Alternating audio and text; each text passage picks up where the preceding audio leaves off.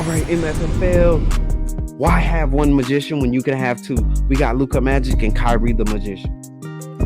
Yeah, tap in so y'all can be back in consistent content. And I need y'all to hit the sub button. I see some of y'all watching.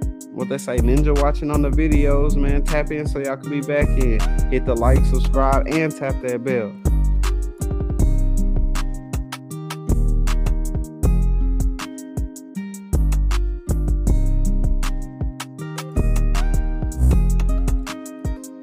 Sometimes a man has to do what a man has to do.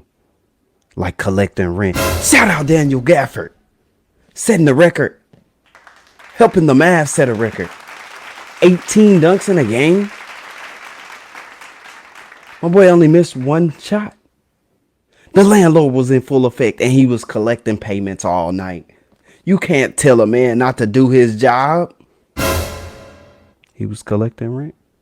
He got a family to take care of. Lockbox Nation, we are live and on your station. And shout out to the subs who always show love.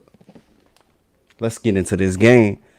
If you don't know, the Dallas Mavericks were able to take care of business against the Utah Jazz. And boy, was it a decent one. Yeah, the first quarter was tough. We were down 1 point. I believe it was 26-27 in favor of the Utah Jazz. And Dallas Mavericks, we have to fix this problem. The Dallas Mavericks have a hard time rising to the occasion when they're supposed to in certain moments. In situations where you play teams like this, you have to be at that same level that you were playing against when you played the Denver Nuggets. We need that same intensity. Now, the defensive effort in this game was amazing. Bodies were flying on a string. Everybody was communicating. With that being said, Lockbox Nation, MFFL Nation, Mavs Nation, let's lock in. Great. So let's get into these stats. Man, for the team, the Utah Jazz shot 45.8% from the field. The Dallas Mavericks shot a whopping 50% in part to Daniel Gafford and D Live being able to take care of business on the inside. And don't forget, we had Kyrieirving with the alley-oop dunk, Derrick Jones Jr. with the alley-oop dunk, Daniel Gafford and D Live, multiple alley-oop dunks. Yeah. Talk about the big payback. It was payday, and we were cashing in buckets. Making trade in places. Because 1 minute the defense was under the basket, and then next thing you know, it was Daniel D. Damn Gafford, landlord collecting rent.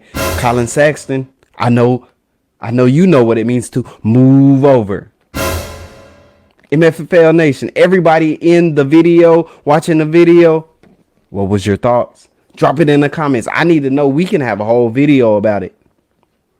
Now, I know y'all thought John Collins got dunked on, but if Colin Sexton didn't tuck his tail and slide up from under the basket, boy, I'm talking about even the John Collins dunk. I said Anthony Edwards, that wasn't no foul.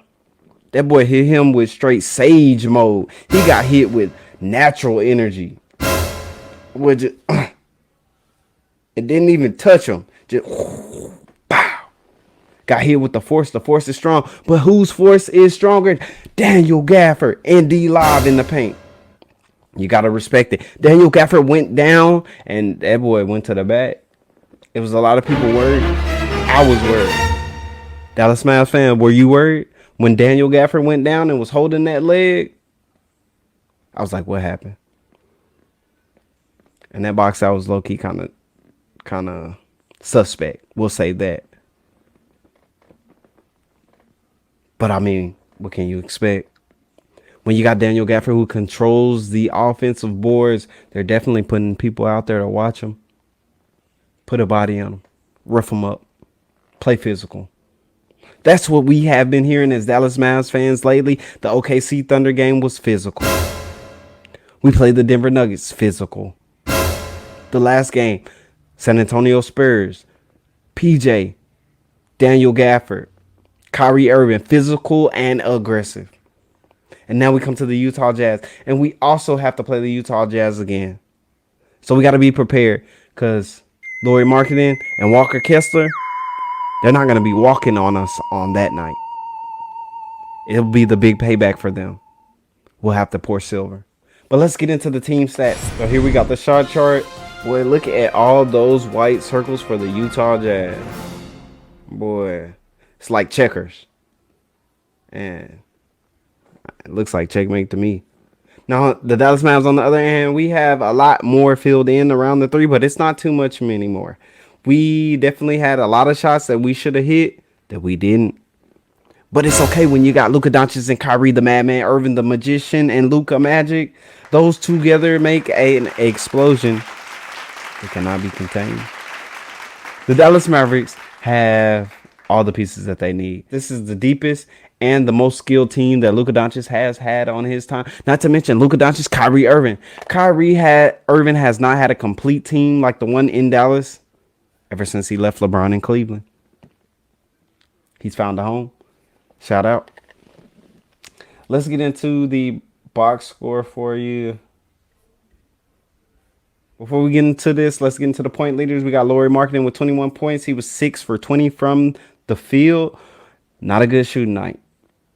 8 for 8 from the free throw line, so he was able to cash in those free baskets, which are the ones that you need. 34 points for our Luka Doncic. He was 11 of 23 from the field and shot 8 for 12 from the free throw line. Now, when you're looking at that free throw line, those are the free baskets. Luka, we need those. You have done a great job thus far hitting those when we need them. So this is not smoke or fire. I don't even know what to call it. It's getting hot though. Let's get into the full box score. Okay, so I'll go over their top three. We got Lauri Markkanen with 36 minutes, 21 points, a minus 19. Then you had Walker Kessler, 27 minutes, 14 points, minus 7. He was 7 of 7 from the field, so he was 100%. Walker Kessler was low-key a sneak. Then you got K. George, 33 minutes, had 18 points, minus 9, 6 for 16 from the field, 1 for 6 from 3. They only made one shot. Lauri Markkanen, Hendricks, and K. George. They didn't get too much out of their bench. Let's take that back. You got Colin Sexton. He had 34 minutes with 20 points. He was a negative 21. So the team, they shot 38 for 83 for 45.8%, 4 from 30 from 3, 13.3%, and 7 of 19 from the free throw line, 89.5%. Let's get into the Mavs. That's the only thing we care about. We had PJ Washington, 33 minutes, 5 points plus 9. He was 3 of 9 from the field, 0 for 4 from 3. He has to be able to hit that shot. It's just going to be tough to play him. Well, I mean, when you need a lockdown, but we definitely need you to be able to score the basket, my boy. Then we got Derrick Jones Jr., 24 minutes. He was 4 from 4 from the field. No 3 shot. 4 for 6 from the free throw line. He had 12 points plus 21. Yeah, I told you, the inspector is on the job interrogating the private eye. Then you had Daniel Gafford, 7 minutes. He had 24 points plus 25. Yeah, I said it. He had a total number of 7 rebounds. He was 10 of 11 from the field, only missed 1 shot, 4 of 6 from the free throw line. Then we had Kyrie Irving, 35 minutes. He had 16 points, a plus 37. Yeah, Kyrie is him. 7 of 19 from the field. He had 2 of 8 from three-point line. We had Luka Doncic, 35 minutes, 11 of 23 from the field, 4 for 10 from the 3, 8 for 12 from the free throw line. He had 9 rebounds, 8 assists, 4 steals. Luka in that steal category, led it for the Mavs, and was a negative 3. And then off the bench, Kleba gave you 18 minutes, 7 points plus 15, 2 of 3 from the field, 2 of 3 from the three-point line, much needed threes. He's looking more confident when he takes those shots. Omex got 1 minute and got a little bit of cardio in. Tim Hardaway, 17 minutes, 0 points, negative 5. Just zeros across the board. He had 1 rebound. You had Powell, 1 minute. Got you 1 rebound. Derek Lively, 15 minutes, 6 points, negative 17. I had to go back and kind of figure out how he got that. Looked like he was being a lot more active, but he really didn't play that much when Daniel Gafford came back in because, I mean, who else is going to collect the rent?